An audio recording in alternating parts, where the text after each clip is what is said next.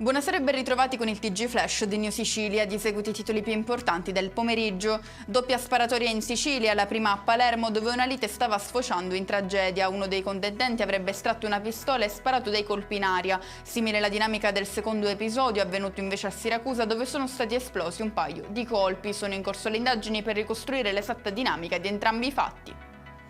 Finisce agli arresti domiciliari Sebastiano Alesci, ex responsabile dell'ufficio tecnico del comune di Ravanusa e attuale dirigente del settore vigilanza del comune di Licata. Alesci è coinvolto in un caso di turbativa d'asta relativo al maxi appalto da 37 milioni di euro per il rifacimento della rete idrica di Agrigento. Si sveglia dal coma e scappa seminudo dall'ospedale. È successo a Milazzo, in provincia di Messina, in via Ciantro, dove un uomo è stato avvistato mentre correva con addosso solo un pannolone. Determinante la segnalazione agli agenti della polizia che lo hanno bloccato. Indossa 3 paia di pantaloni per nascondere la droga, ma il piano va in fumo. È finito così in manette a Palermo un giovane pusher di 18 anni. Chiudiamo con le previsioni meteo in Sicilia. Domani sarà una domenica all'insegna del bel tempo, con il sole che splenderà quasi ovunque. Unica nota dolente, possibili annuvolamenti nel pomeriggio con un lieve rischio di rovesci. E con questo è tutto, prossimo appuntamento lunedì alle 13:30. Grazie per averci seguito, buona serata.